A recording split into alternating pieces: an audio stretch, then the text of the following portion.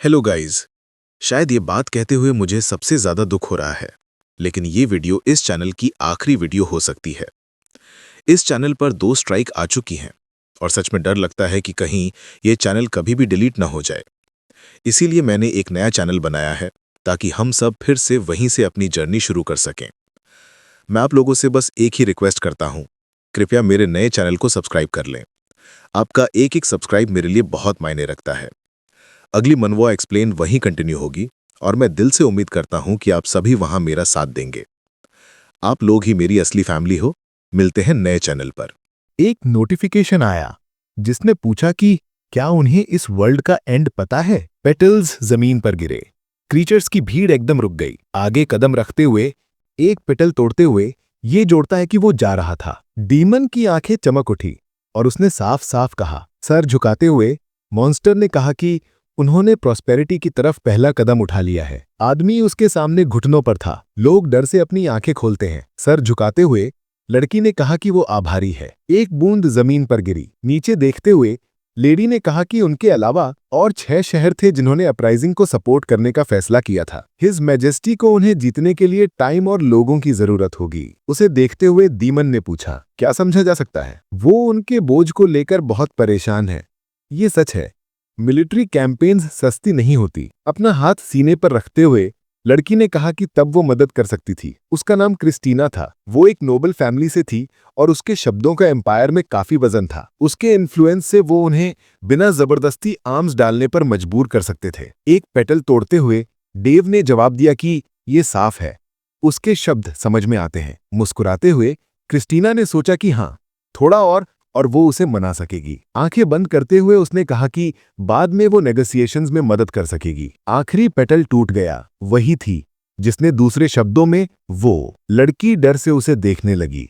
ये सुनकर कि उसने अपने लोगों को बेचने का फैसला किया है। डेव ने खुद को उठाया और पूछा कि क्या उसने सही समझा। क्रिस्टीना की आंखें चौड़ी हो गई। उसने कहा नहीं, जिस पर उसने कहा कि उन्हें अपनी जान के लिए बार्गेन नहीं करना चाहिए था। उसे देखते हुए लड़के ने कहा कि उन्हें मौत की भीख नहीं मांगनी चाहिए थी। उन्हें लोगों की रक्षा के लिए खुद को कुर्बान करने को तैयार रहना चाहिए था। लोगों ने हैरानी से अपनी आंखें खोलीं, ये सुनकर कि वो गलत नहीं था। अपना हाथ फैलाते हुए डेव ने टाउन्स पीपल से कहा कि क्या उन्होंने उसे सुना। लोग जम गए, सुनते हुए कि उनका लीडर अपने जीवन और अपने बच्चों की जिंदगियों के बदले अपनी जान बचाने का रास्ता चुन चुका था। क्लोक हवा में फड़फड़ाई और ये सुना गया कि वो इस वर्ल्ड की, इस शहर में अपने टाइटल की लायक थी। क्रिस्टीना हैरानी से देखती रही, ये सुनकर कि वो इस वर्ल्ड की थी। मुट्ठियां भींचते हुए लड़के ने चिल्लाया कि वो नहीं था। उसने मुंह खोलकर कहा कि वो इसे ऐसे नहीं छोड़ सकता। ऐसी चीज माफ करने लायक नहीं थी। हाथ दोनों तरफ फैलाते हुए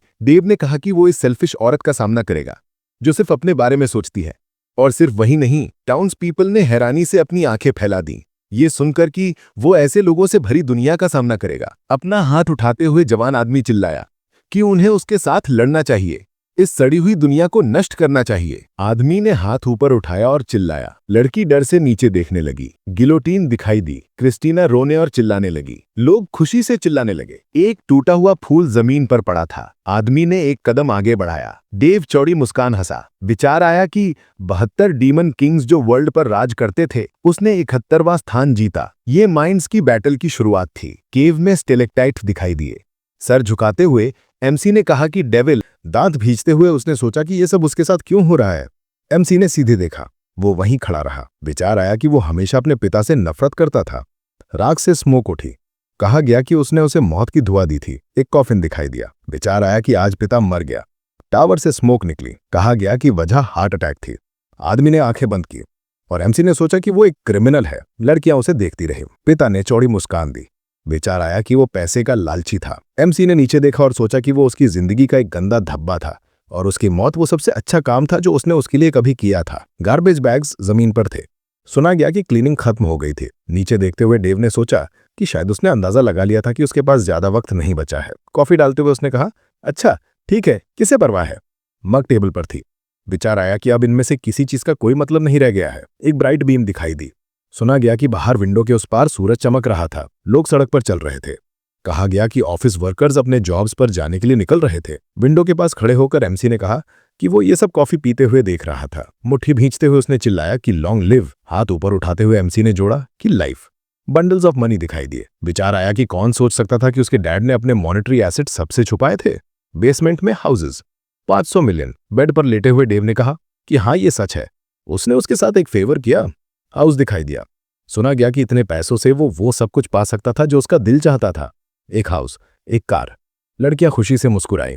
मनी हवा में उड़ रहा था और एमसी ने कहा कि उसे बस ये चाहना था। मुस्कुराते हुए एमसी ने सोचा कि उसे इनमें से किसी चीज की जरूरत नहीं। साइड में देखते हुए एमसी ने चिल्लाया कि हाँ वो आ रहा है। हाथों में फोन पकड़े आदमी ने कहा कि उसे साइन करना चाहिए। वहीं खड़े होकर उसने जोड़ा कि वो उसका शुक्रगुजार है। डेव बेड पर कूदा और चिल्लाया। बेड पर लेटे हुए उसने सोचा कि जो कुछ वो खरीदना चाहता था, उसने अपना बेडरूम रेनोवेट करने का फैसला किया। सब कुछ 30 मिलियन येन का बढ़ा। मुस्कुराते हुए एमसी ने सोचा कि उसके 3 वाउज हैं, no job, no friends, no wedding. Job को काट दिया गया। कहा गया कि जॉब एक पेन इन दी आर्स है और अगर वो इसमें नहीं पढ़ना चाहता तो उन्हें माफ कर देना चाहिए। फ्रेंड्स को काट दिया गया। विचार आया कि फ्रेंड्स ज्यादा से ज्यादा कोवर्कर्स जिनके साथ वो बारबेक्यू पर जाता था और उसे सबकी आपसी लड़ाई अब परेशान कर रही थी। एमसी ने वेडिंग के बारे में सोचा। विचार आया कि वेडिंग, वो दूसरा हिस्सा जिसके साथ वो मरने तक साथ रहने की कसम खाते हैं। आदमी ने नजरें फेर ली। विचार आया कि उसका घटिया बेकार डैड, जिंदगी में उसने 12 बार शादी की, घृणित था। शादी टूट गई थी और एमसी ने सोचा कि वो अब वही रास्ता नहीं अपनाएगा। स्क्रीन को देखते हुए एमसी ने सोचा कि वो घर पर ब्लैंकेट के नीचे बैठकर गेम्स खेलेगा। यही उसके सपनों की हद है, एक सच्चा पैराडाइज। ब्लैंकेट के नीचे लेटे हुए एमसी ने कहा कि तो गेम लोड हो गया, अब टाइम है उन्हें प्लैटिनम करने का। 2 महीने बीत गए, गेम का एंडिंग दिखा। आंखें बंद करते हुए एमसी ने कहा कि डंजन अटैक खत्म हुआ। बेड पर बैठते हुए उसने जोड़ा कि इसमें उसकी उम्मीद से ज्यादा टाइम लगा। मुस्कुराते हुए एमसी ने पूछा कि अब क्या करें, शायद वीआर ट्राई करें। उसने नजरें हटाईं और एक्सक्लेम किया। स्क्रीन पर एक नोटिफिकेशन दिखाई दिया। उसे देखते हुए एमसी ने फिर पूछा। भौएं उठाते हुए एमसी ने कहा कि उसने फ्रेंड लिस्ट को ब्लॉक किया था। एक नोटिफिकेशन ग्रैटिट्यूड के साथ आया जिस पर एमसी ने पूछा कि ये डेवलपर्स का मैसेज है क्या। जॉयस्टिक हाथ में पकड़ते हुए एमसी ने कहा कि सिंपल एक्ट ऑफ पोलाइटनेस है। डेवलपर्स भी ऑफिस वर्कर्स हैं, शायद उन्हें प्लेयर्स को अपीज करने का टास्क मिला होगा। ठीक है, थैंक्स फॉर ट्राइंग। टीवी को देखते हुए एमसी ने पूछा कि सर्वे क्या है। चेहरे पर हाथ रखते हुए उसने जोड़ा कि इतनी अचानक क्यों। प्रेफरेंसेस वाला नोटिफिकेशन दिखा। आंखें बंद करते हुए एमसी ने पूछा कि ये किस तरह का क्वेश्चन है। जॉयस्टिक हाथ में लेते हुए उसने कहा कि वो ये चूज करेगा। एक और मैसेज आया जिस पर एमसी ने कहा कि एक और अजीब क्वेश्चन। सीधे आगे देखते हुए उसने कहा कि ऐसे ही। अचानक एमसी ने हैरानी से देखा। बहुत सारे नोटिफिकेशंस आ गए। सुना गया कि ये कुछ नहीं है। उसे एक बैड फीलिंग हुई। भौहें से कोड़ते हुए एमसी चिल्लाया कि ये कब खत्म होगा। एक मैसेज आया कि उसे इस दुनिया का अंत पता है। एमसी ने बिविल्डरमेंट से देखा। सीधे आगे देखते हुए उसने कहा कि उसने सब क्लियर कर लिया था। स्क्रीन टेबल पर थी। एक नोटिफिकेशन आया कि वो आउटकम बदलना चाहता है। नजरें हटाते हुए एमसी ने कहा कि सीरियसली ये क्या है। टेबल पर बैठकर उसने चिल्लाया कि शायद ये। जॉयस्टिक फेंकते हुए एमसी ने जोड़ा कि इनविटेशन फेक था, स्कैमर्स का मैसेज था। वो सर्वे के बाद उसका सारा पैसा निकालना चाहते थे। ऐसा नहीं चलेगा। फर्श पर एक कॉकरोच रेंग रहा था। ऐसा लग रहा था कि वो इतनी आसानी से बेवकूफ नहीं बनेगा। अच्छा हुआ कि उसने बटन दबाने का टाइम नहीं पाया। एमसी ने दांत भींचे। वो अचानक उछल पड़ा और कॉकरोच के बारे में चिल्लाया। एमसी ने नीचे देखा। उसने जॉयस्टिक को टेबल पर रखा। एक नोटिफिकेशन आया पूछते हुए कि क्या वो आउटकम बदलना चाहता है। एमसी ने नोटिफिकेशन दबाया। स्क्रीन से तेज रोशनी निकली। एमसी ने आंखें सिकुड़ते हुए पूछा कि उसने अपने हाथों से चेहरा ढक लिया। अचानक एमसी कमरे से गायब हो गया। अपने हाथों को देखते हुए उसने पूछा कि अभी अभी ये क्या बकवास हुआ। दांत भींचते हुए एमसी ने कहा कि ये उसके हाथ नहीं है। अचानक उसकी आंखें चौड़ी हो गई। उसे देखते हुए एक आदमी ने कहा कि उसे हिलना चाहिए और बताना चाहिए कि ट्रेजर कहाँ है। मुस्कुराते हुए उसने पूछा कि क्या, या फिर वो चाहते हैं कि उसे फिर से सिर पर मारा जाए।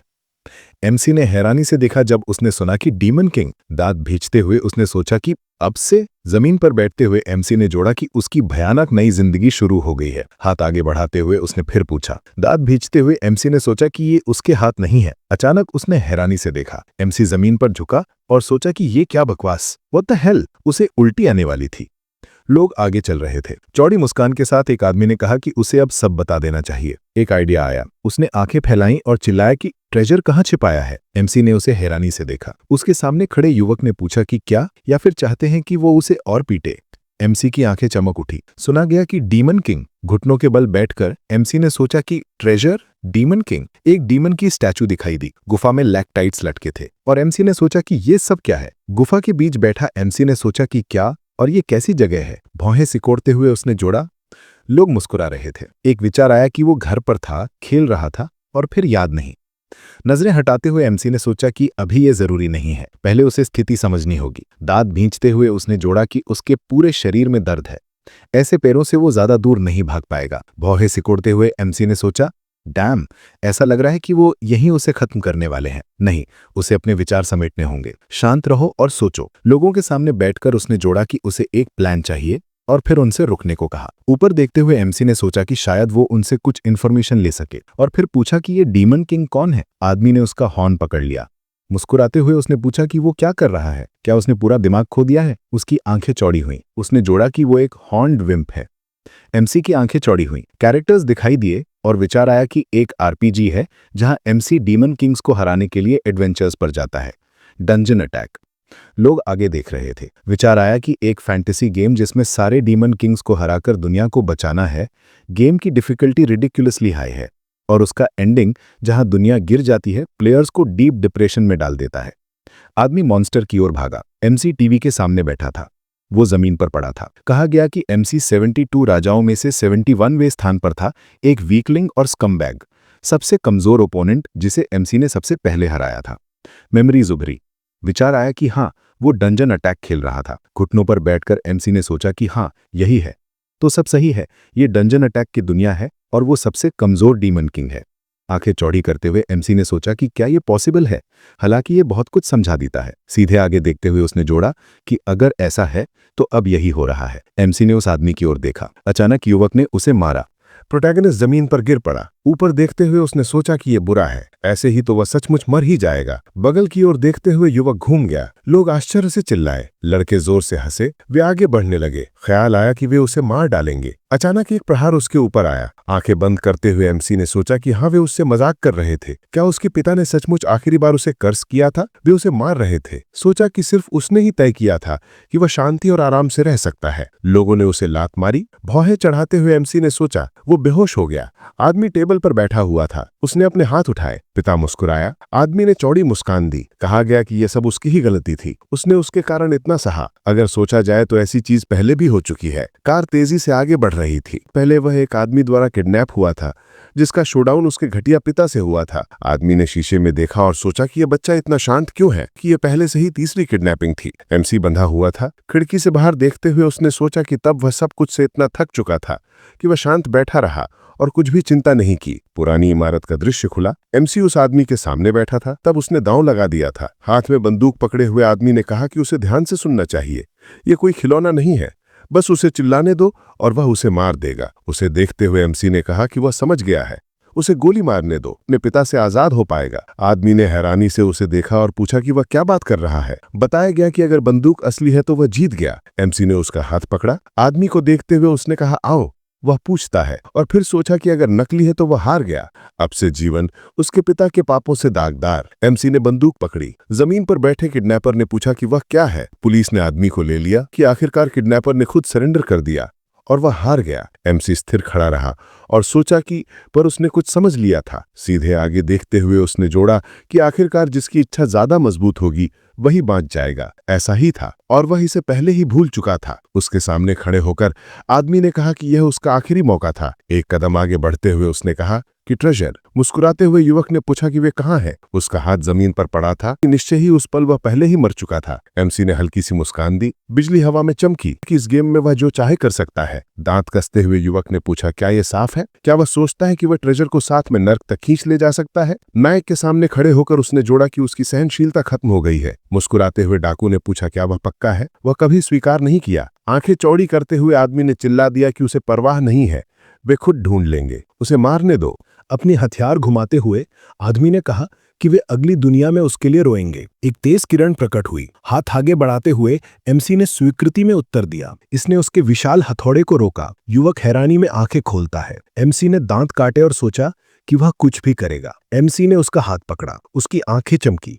और उसने सोचा कि जीवित रहने के लिए कुछ भी करेगा। फूल टेबल पर खड़े थे कि उसने उस सांप से छुटकारा पा लिया जो उसका पिता था। एमसी ने ग्लास को देखा और सोचा कि वह आखिरकार आजाद था। रोशनी को देखते हुए उसने जोड़ा कि या कम से कम उसने तो सोचा ऐसा ही। प्रोटैगनिस्ट ने अपने हाथ देखे कि वह अचानक गेम की दुनिया में खींच लिया गया था। और क्या बुरा था? उसने दांत कस लिए। कहा गया कि वह वीकेस्ट डीमन किंग के शरीर में जागा। युवक ने चौड़ी मुस्कान दी कि उसके सामने एक ग्रुप ऑफ एडवेंचरर्स खड़े थे। जवान के हाथ में एक हैमर था। कहा गया कि स्थिति इससे बदतर नहीं हो सकती थी। थोड़ा और वह मारा जा चुका होता। लोगों के सामने खड़े होकर एमसी ने सोचा कि बिल्कुल नहीं। उसे मुश्किल से आजादी का स्वाद मिला था। भारी सांस लेते हुए एमसी ने कहा कि ठीक है, वह उन्हें दिखा देगा। भौं सिकोड़ते हुए उसने जोड़ा कि ट्रेजर कहाँ था, और फिर सोचा कि वह किसी भी कीमत पर बच जाएगा। आंखें फैलाकर युवक ने चिल्लाया कि वह सचमुच समझ गया, और फिर सोचा कि वह जो चाहते हैं वह पालेंगे और उसका सिर बॉस को दे दिया जाएगा। दांत कसते हुए एमसी ने सोचा कि उसे बस अंदाजा भी नहीं था कि वे कहाँ हैं, और भले ही उसने अनुमान लगा लिया। सीने उठाते हुए उसने जोला कि वे उसे बिना जांचे मार डालेंगे। उसे किसी तरह उनसे बात करनी थी ताकि समय खरीदा जा सके। एक घुटने पर खड़े होकर एमसी ने कहा कि उसने हार मान ली। मुट्ठी बांधते हुए उसने जोड़ा कि ट्रेजर्स। एक विशाल हॉल प्रकट हुआ। कहा गया कि वे डीमन किंग के चेम्बर्स में थे। लोगों ने भौएं चढ़ाईं। सुना गया कि हालांकि वे एक सीक्रेट मैजिकल डोर के पीछे छिपे थे, वे ठहरे रहे। आदमी ने दांत कस लिए। सुना गया कि केवल वही ही उस स्पेल को हटा सकता था। सर झुकाते हुए एमसी ने कहा कि वह था। भौएं सिकोड़ते हुए उसने सोचा कि वह इस पर क्या कहेंगे। अचानक एमसी ने हैरानी से देखा। एक तेज किरण उसके सामने प्रकट हुई। युवक ने अपनी तलवार उसके सामने ठूस दी। नजरें झुकाते हुए उसने कहा कि उसे यहाँ सुनना चाहिए। अगर वह उनकी बातों में फंस रहा था तो वह मर चुका था। उसे देखते हुए एमसी ने जवाब दिया कि वह समझ गया। युवक ने अपने हाथ दोनों तरफ फैलाए और चिल्लाया कि उन्होंने सुना। ट्रेजर्स डीमन किंग की चेम्बर्स में थे। एक केव प्रकट हुआ और सुना गया कि बढ़िया, वे जाएंगे। दांत कसते हुए एमसी ने सोचा कि वह कल्पना कर रहा है। लोग खुशी से चिल्लाए और विचार आया कि अब एक कम समस्या रह गई। एक घुटने पर खड़े होकर एमसी ने सोचा कि अब असली लड़ाई शुरू होगी। एक केव प्रकट हुआ और विचार आया कि वह उसे अभी नहीं मारेंगे। हड्डियां जमीन पर पड़ी थीं और विचार आया कि उनके पास वहां पहुंचने तक समय था। लोग आगे बढ़ रहे थे और कहा गया कि आगे क्या करना है ये जल्दी समझना जरूरी था। एमसी ने भौएं सिकोड़ी। बगल की ओर देखते हुए युवक ने चिल्लाया कि उसे वहां मूव करना चाहिए, जिस पर एमसी ने माफी मांगी। उसे देखते हुए उसने जोड़ा कि वह समय टालने की कोशिश कर रहा था। वह मरना चाहता था। एक कदम आगे बढ़ते हुए एमसी ने सोचा कि इस तरह से तो वह वैसे भी बर्बाद था। भारी सांस लेते हुए उसने जोड़ा कि उन्हें उसे खत्म करने से पहले किसी तरह उन्हें मारने का तरीका ढूंढना होगा। आगे बढ़ते हुए एमसी ने सोचा कि वह कैसे कर सकता है। वह 10 लोग थे और वे सभी आर्म्ड थे। चारों ओर देखते हुए उसने जोड़ा कि शायद वह कुछ यूज कर सके। बिल्कुल, यह एक डीमन का कैसल था। भौएं सिकोड़ते हुए एमसी ने सोचा कि क्या वाकई यहाँ कोई मॉन्स्टर्स नहीं बचे थे। मुस्कुराते हुए एडवेंचरर ने उसे चलने के लिए कहा। नजरें हटाते हुए एमसी ने सोचा कि एक बार जब उनके हाथ में ट्रेजर होगा तो उसकी बरी होगी। उनके पीछे चलते हुए एमसी ने चारों ओर पड़े मॉन्स्टर के रिमेन्स के बारे में सोचा। जज करके वे यहाँ लंबे समय से पड़े थे। क्या किया जाए? जाहिर है लोग आगे बढ़ रहे थे और कहा गया कि अब केवल अपनी शक्ति पर ही भरोसा करना होगा। कितना और आगे उन्हें डीमन किंग के चेम्बर्स तक जाना था। दांत कसते हुए एमसी ने सोचा, धत्ती, काश ये असली गेम होता। अचानक उसने हैरानी से देखा और जोड़ दिया कि बिल्कुल। चौड़ी मुस्कान के साथ एमसी ने कहा, आई ऑफ दाट के बारे में। सर झुकाते हुए उसने सोचा कि अगर वह सचमुच गेम में है तो यह काम करना चाहिए। अचानक उसके सामने एक मैप प्रकट हुआ। एमसी की आंखें चमकी। नोटिफिकेशन के सामने खड़े होकर उसने सोचा, यह स्किल्स। आदमी की आंखें चमकी। लिखा था आई ऑफ गॉड। डंजन अटैक के स्किल्स में से एक, जैसा कि नाम से समझ आता है। एक कंपास प्रकट हुआ। ड्रैगन ने ट्रेजर की ओर देखा। सोचा आया कि यह आपको डंजन मैप पर अपनी लोकेशन देखने देता है, एनिमीज, ट्रैप्स और आइटम्स की लोकेशन। एक हाई क्लास स्किल जो सिर्फ गेम के आधे रास्ते में ही मिल सकती है। एक नोटिफिकेशन आया। कहा गया कि पर गेम सेटिंग्स में एक लूप होल है जिसके जरिए आप इस स्किल को सिर्फ एक जगह पर ही यूज कर सकते हैं। एक ग्लो डीमन के चारों ओर दिखाई दिया। विचार आया कि यह सच था। इसे सिर्फ पहले डंजन में ही यूज किया जा सकता है जहां गेम के सारे इंट्रिकेसीज सिखाए जाते हैं, और यह जगह एमसी का कासल था। मैप को देखते हुए हीरो ने सोचा कि क्या, और वो अब भी सोच रहा था कि यह स्किल सिर्फ उसी के द्वारा क्यों यूज की जा सकती है। उसे उम्मीद नहीं थी कि ये उसे इतनी मदद करेगी। वो चुपचाप ऊपर देखने लगा। नोटिफिकेशन को देखते हुए प्रोटैगनिस्ट ने सोचा कि वो जानता था यहां कोई आर्मी नहीं थी। आंखें फैलाते हुए उसने जोड़ा, कासिल में करंट ट्रूप्स की संख्या का मैसेज दिखाई दिया। एमसी ने आश्चर्य से उसे देखा। एक कॉन्ट्रैक्ट वाला नोटिफिकेशन प्रकट हुआ। हीरो ने चौड़ी मुस्कान दी और सोचा कि डीमन किंग के पास मॉन्स्टर्स को समन करने की स्किल थी। वो भौहें चढ़ाकर नीचे देखने लगा। वॉलेट के बारे में मैसेज आया। विचार के सिर्फ 100 लिब्रा ही थे। आंखें बंद करते हुए प्रोटैगनिस्ट ने सोचा, ये क्या बकवास कर रहा था वो यहाँ। साला डीमन किंग। चेहरे पर हाथ रखकर उसने कहा कि 10 ओपोनेंट्स थे। वो कुल 8 गॉब्लिन्स ही हायर कर सकता था। वो ज्यादा देर नहीं टिकते। मैप को देखते हुए एमसी ने सोचा कि वो गोलेम समन कर सकता है और उन्हें ऑफ गार्ड पकड़ सकता है। इस बात की कोई गारंटी नहीं थी कि गोलेम्स टिक पाएंगे। चेम्बर्स तक पहुंचने में बहुत थोड़ा समय बचा था। हीरो ने चुपचाप नोटिफिकेशन देखा। एक डंजन मैप प्रकट हुआ। हेडीज से कॉन्ट्रैक्ट वाला मैसेज आया। आंखें फैलाते हुए प्रोटैगनिस्ट ने सोचा कि क्या। भौही चढ़ाकर उसने जोड़ा कि सक्सेस की प्रोबेबिलिटी 60% थी। अपनी जान जोखिम में डालने के लिए बहुत कम। लोग आगे बढ़ रहे थे। विचार आया कि नहीं, किसी और प्लान के लिए समय नहीं बचा। गाय मुस्कुराया। विचार आया कि उसे रिस्क लेना पड़ेगा। एमसी ने मुट्ठी कस ली। उसकी आंखें चमकी और उसने सोचा कि वो तैयार है। खड़ा रहकर हीरो ने सोचा कि सब कुछ ठीक से काम करने के लिए उसे उनका ट्रस्ट जीतना होगा। मुस्कुराते हुए उसने जोड़ा कि वो पहले उनके बारे में और जानेगा। सीधे आगे देखते हुए प्रोटैगनिस्ट ने सोचा कि वो एफ्रोडाइट का अपोस्टल था। लोगों के सिरों के ऊपर मैग्निफिकेशंस दिखाई दी। एमसी की आंखें चमक उठीं और उसने सोचा कि वो एफ्रोडाइट का अपोस्टल था, एक स्किल जो ओपोनेंट्स की कैरेक्टरिस्टिक्स दिखाने की अनुमति देती है। गाय ने सीधे आगे देखा। विचार आया कि वो ऐसा ही दिखेगा, बस यही। व्यक्ति की कैरेक्टरिस्टिक्स दिखाई दी। विचार आया कि अब वो सब कुछ देख सकता है। गाय ने हैरानी से बगल में देखा। अपना वेपन आगे बढ़ाते हुए उसने चिल्लाया कि वो अपनी टांगे हिलाएं। सर झुकाकर हीरो ने कहा कि वो माफी मांग रहा था। आदमी ने चौड़ी मुस्कान दी। हाथ आगे बढ़ाते हुए प्रोटैगनिस्ट ने सोचा कि पहला मूव करने का समय आ गया था। सीधे आगे देखते हुए एमसी ने सोचा कि उसने क्या पाया है। भौहीं चढ़ाकर उसने जोड़ा कि अब वो जान गया कि उन्हें कैसे खत्म करना है। गाइज मुस्कुराए। विचार आया, पहले क्या करना चाहिए। लोग गुस्से से देखने लगे और एमसी ने सोचा कि उसे उनका ट्रस्ट जीतना था। आंखें फैलाते हुए हीरो ने सोचा कि पहला मूव करने का समय था। लड़की ने आंखें बंद की। कहा गया कि एफ्रोडाइट का अपोस्टल डंजन अटैक की हाई रैंकिंग स्किल्स में से एक जो इस डंजन में उपलब्ध है। एक नोटिफिकेशन प्रकट हुआ। विचार आया कि इसकी मदद से तुम दूसरे प्लेयर्स की कैरेक्टरिस्टिक्स देख सकते हो जो आमतौर पर छिपी रहती हैं। भौं चढ़ाकर हीरो ने सोचा कि उसके हाथ में सारी जरूरी जानकारी है। अब उसे अपने कार्ड्स कैसे खेलने चाहिए। मुड़ते हुए गाय ने पुकारा। अपना वेपन आगे बढ़ाकर उसने चिल्लाया कि वो उससे बात कर रहा था। उन्हें धीमा करना बंद करे। बगल में देखते हुए प्रोटैगनिस्ट ने कहा कि वो माफी मांगता है और फिर सोचा कि यही की टू सक्सेस है। लैरी ने दांत भींच लिए। विचार आया कि अपने बॉस को उस पर और भरोसा करवाना होगा। हाथ पकड़ते हुए एमसी ने सोचा कि उसे रिस्क लेना पड़ेगा, लेकिन खेल कैंडल के लायक था। उसके पीछे फ्लेम प्रकट हुआ और उसने सोचा ठीक है, अब काम पर लगने का समय है। स्टोन कॉलम्स दिखाई दी। लोग आगे बढ़ रहे थे। हीरो ने स्केलेटन को देखा। नीचे देखते उसने सोचा तो पहला स्टेप। मुस्कुराते हुए प्रोटैगनिस्ट ने चिल्लाया कि रुकने का अनुरोध करता हूं। आदमी हैरानी से चिल्लाया। भौं चढ़ाकर लैरी ने पूछा कि वो किस बारे में बात कर रहा था। हाथ आगे बढ़ाकर एमसी ने कहा कि उसे इंटरप्ट करने के लिए माफ करे। सीधे आगे देखते हुए उसने जोड़ा, लेकिन उस पैसेज में ट्रैप था। गाय ने हैरानी से उसे देखा और फिर से पूछा। हीरो ने एक कदम आगे बढ़ाया और जवाब दिया कि बिल्कुल। लैरी के सामने खड़े होकर उसने कहा कि कुछ मीटर आगे छिपा हुआ डिवाइस करीब दर्जन भर तीर छोड़ेगा। वो निश्चित रूप से चोट से नहीं बच पाएगा। आगे बढ़ते हुए प्रोटैगनिस्ट ने कहा कि इसलिए वो पहले जाएगा। बगल में देखते हुए उसने जोड़ा कि वो ट्रैप को डिसार्म करेगा। भौहें चढ़ाकर लैरी ने चिल्लाया कि उन्हें उसके शब्द पर क्यों भरोसा करना चाहिए। मैप को देखते हुए गाय ने कहा कि मैप के अनुसार पैसेज और भी संकरा होता जाएगा, जिस पर यंग मैन ने जवाब दिया कि हाँ, वहां इतनी अंधेरी थी कि शैतान भी अपनी टांग तोड़ ले। एक लंबा टनल दिखाई दिया। हीरो को देखते हुए लैरी ने चिल्लाया कि वो रुके। भौहें चढ़ाकर उसने जोड़ा कि वो भागने के बारे में सोचे भी नहीं। एमसी चुपचाप आगे बढ़ा। अचानक वो रुका और कहा कि उन्हें चिंता नहीं करनी चाहिए। वो खुद समझता था कि ऐसी टांगों के साथ वो भाग नहीं सकता। वो सिर्फ रिस्पेक्ट का इजहार करना चाहता था। मुस्कुराते हुए हीरो ने कहा कि वो दूसरे एडवेंचरर से अलग थे जो यहाँ आए थे।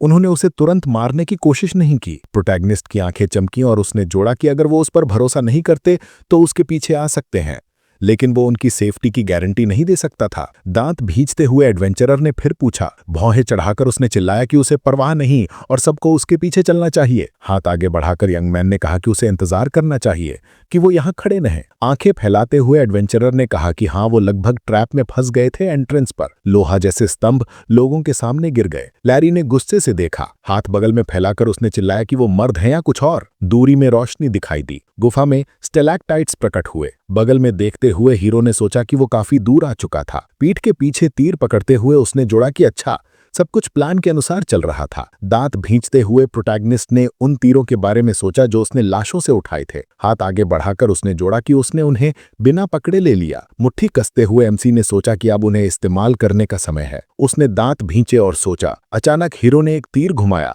लोग हैरानी से जम गए। गाय ने बगल में देखा और पूछा कि उन्होंने सुना डीमन किंग की आवाज। लैरी ने गुस्से से देखा और चिल्लाया कि क्या हो रहा है। उसने दांत भींचे जब उसने सुना कि यह बहुत जल्दी था और उसे और करीब नहीं आना चाहिए। यंग मैन ने डरते हुए उससे पूछा कि उन्हें क्या करना चाहिए। मुड़ते हुए गाय ने चिल्लाया कि सबको तैयार रहना चाहिए और जो भी डर गया उसे यहीं मारा जाएगा। एडवेंचरर्स डर से जम गए। वो आगे बढ़ने लगे। फ्लेम ने उनका रास्ता रोशन किया। सीधे आगे देखते हुए लैरी ने पूछा कि वो कहाँ था। खून के निशान दिखाई दिए और किसी ने फिर पूछा। जमे हुए गाय ने कहा कि वहां एक निशान था। आदमी के हाथ में टॉर्च थी। वो एक लाश के सामने खड़े थे। एक तीर टांग में फंसा था। उन्होंने सुना कि क्या हुआ। हीरो ने दांत भींचे और हांफते हुए कहा। प्रोटैगनिस्ट उठने लगा और कहा, साला लगता है वो बेहोश हो गया था। भौहें चढ़ाकर लैरी ने पूछा कि ट्रैप के साथ क्या हुआ। वो बताएं कि यहाँ क्या हुआ था। सामने बैठते हुए एमसी ने जवाब दिया कि उसे शांत रहना चाहिए।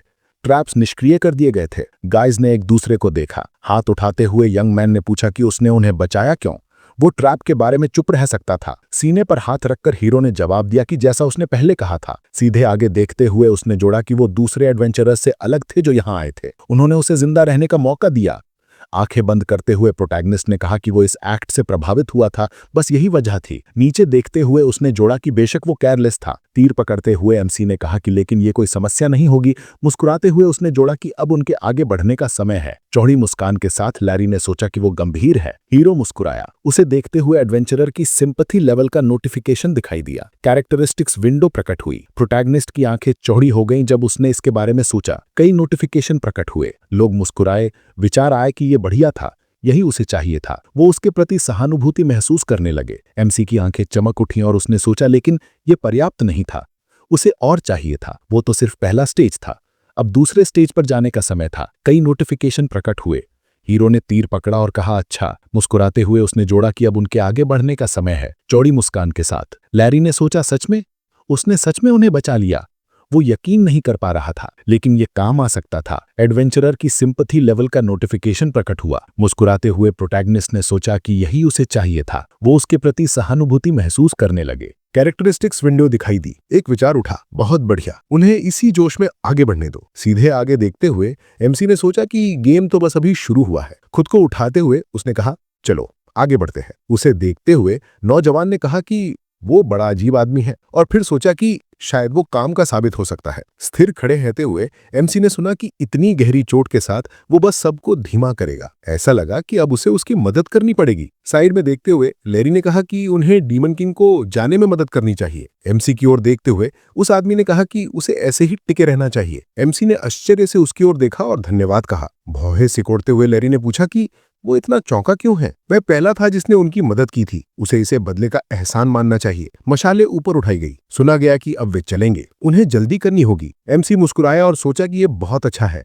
सब कुछ योजना के अनुसार चल रहा था। नौजवान ने नीचे देखा। विचार आया कि उनके बॉस के साथ निभाना आसान नहीं होगा। ये नीचे देखते हुए एमसी ने सोचा कि ये काफी नहीं था। अपने हाथ उठाते हुए उसने जोड़ा कि उसे और चाहिए। लोग आगे बढ़े। विचार आया कि अब दूसरा चरण शुरू हुआ। वे प्रवेश द्वार के सामने रुके। सुना गया कि वे जगह पर पहुंच गए थे। उसके किले का प्रवेश द्वार। लैरी ने खुशी से उसकी ओर देखा और कहा कि यह दरवाजा अच्छा है। वह सोचता था कि यह छोटा होगा। बहुत बढ़िया, वे इसे खोले। उसने दरवाजा खोला। मुस्कुराते हुए आदमी ने सोचा कि आखिरकार वे यहां पहुंच गए। साइड में देखते हुए उसने कहा चलो उसे खजाना लेने दो। एक बूंद जमीन पर गिरी। एमसी रोने लगा। नौजवान ने उलझन में उसकी ओर देखा। सभी लोग आश्चर्य में जम गए। साइड में देखते हुए आदमी ने पूछा कि क्या हुआ, वह क्यों रो रहा है। जिस पर एमसी ने माफी मांगी। चेहरे पर हाथ रखकर एमसी ने कहा कि वो खुद को रोक नहीं पा रहा था। ये जगह उसे उसके साथियों की याद दिलाती थी, या यूं कहें कि उसके परिवार की। लैरी ने आश्चर्य से उसकी ओर देखा और पूछा कि क्या डीमन किंग्स के भी परिवार होते हैं। आदमी ने आंखें फैलाकर कहा कि बेशक। सिर झुकाते हुए एमसी ने कहा कि बहुत समय पहले। सीधे आगे देखते हुए उसने जोड़ा कि यहां तक कि उसने भी जीत हासिल की थी। एमसी ने हाथ आगे बढ़ाया। महल दिखाई दिया। सुना गया कि वहां वे लोग थे जिन्हें वो अपना परिवार मानता था। ऑर्क प्रवेश द्वार पर खड़े थे। नाइट्स की भीड़ दिखाई दी। एमसी आगे चला, इशारा करते हुए। एक सैनिक चिल्लाया कि वे यहां हैं। नाइट्स ने अपने हथियार तान दिए। एमसी ने मुड़कर देखा, फायर की आवाज सुनी, तीर आगे उड़ते गए। एमसी की आंखें फैल गईं। मॉन्स्टर उसके पीछे खड़ा था। एमसी ने आश्चर्य में दूसरी ओर देखा। उसे देखते हुए ऑर्क ने पूछा कि क्या वे ठीक है? सीधे आगे देखते हुए एमसी हांफने लगा। ऑर्क के शरीर में तीर धंसे हुए थे। सिर झुकाते हुए मॉन्स्टर ने कहा कि उसे खुद को बचाना चाहिए, वह उनसे निपट लेगा और उसे जितनी जल्दी हो सके भाग जाना चाहिए। एमसी ने आश्चर्य से उसकी ओर देखा और पूछा कि वह क्या कह रहा है। वह उसे छोड़ नहीं सकता था। उसकी आंखों से आंसू बह रहे थे। ऑर्क के पीठ में कई तीर धंसे हुए थे। सुना गया कि वह ठीक रहेगा। सीधे आगे देखते हुए उसने कहा कि उसे जल्दी निकलना चाहिए। एमसी ने दांत भींचे। वह ऑर्क के पास खड़ा रहा। एमसी ने उसकी ओर देखा। वह धीरे धीरे दूर जाने लगा। महल के बीच खड़ा होकर एमसी ने कहा कि वह सब उसे बचाने के लिए खुद कुर्बान हो गए। लोगों ने आश्चर्य से देखा। सुना गया कि वाह, ऐसा भी? एडवेंचरर्स जम गए और किसी ने कहा कि उसे उसके लिए अफसोस है। सिर झुकाते हुए नौजवान ने कहा कि मैं सोचता था कि डीमन किंग्स डरावने होते हैं। एमसी रो रहा था। सुना गया कि वह अपने गिरे हुए साथियों का शोक मना रहा था। आंखें चौड़ी करते हुए आदमी ने कहा कि उसे लगता है एमसी एक अच्छा डीमन है। वह आश्चर्य में जम गया। लोगों के ऊपर नोटिफिकेशंस दिखाई दी। सिर झुकाते हुए लैरी ने सोचा कि क्या उसकी कहानी तो सुनी हुई से अलग है। लड़की ने आगे देखा। सुना गया कि लड़की ने कहा कि डीमन किंग एक हार्टलेस बास्टर्ड है। एक व्यक्ति के कैरेक्टरिस्टिक्स की नोटिफिकेशन दिखाई दी। चौड़ी मुस्कान के साथ लड़के ने सोचा कि फर्क क्या पड़ता है।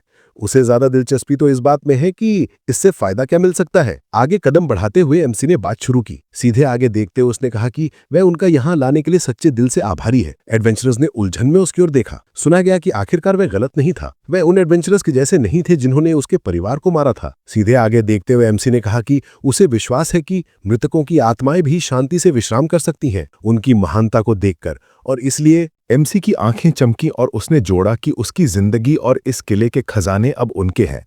सिर घुमाते हुए एमसी ने कहा कि वे पहुंच गए हैं। लैरी प्रत्याशा में जम गया। एक विशाल हॉल दिखाई दिया। सुना गया कि ये डीमन किंग के कक्ष हैं। हाथ साइड में फैलाते हुए एमसी ने कहा कि जैसा वादा किया था उन्हें इस किले के खजाने दे देता है। साइड में देखते हुए आदमी ने पूछा कि क्या चल रहा है और वे कहाँ हैं। आगे बढ़ते हुए एमसी ने उत्तर दिया कि जैसा उसने कहा था, खजाने जादू से छिपे हुए हैं। मुस्कुराते हुए उसने जोड़ा कि अब वो स्पेल हटा देगा, लेकिन उनसे थोड़ा पीछे हटने को कहेगा। सिर घुमाते हुए आदमी ने हामी भरी। सामने खड़ा लैरी ने पूछा कि क्या इतना काफी है, जिस पर एमसी ने कहा हाँ, ये काफी है। मुड़ते हुए उसने कहा कि यह एक कठिन सफर था, उन्होंने बहुत अच्छा काम किया। आगे बढ़ते हुए एमसी ने सोचा कि सब कुछ योजना के अनुसार चल रहा है, थोड़ा और वह उनसे निपट लेगा। चौड़ी मुस्कान के साथ एमसी ने सोचा कि अब आखिरी टच देने का समय आ गया है। सब कुछ स्टैट्स के साथ साफ था और खजाने कभी यहां थे ही नहीं उसके पुनर्जन्म से पहले। किले की नोटिफिकेशन दिखाई दी। विचार आया कि एमसी के पास सिर्फ 100 लिब्रा बचे हैं।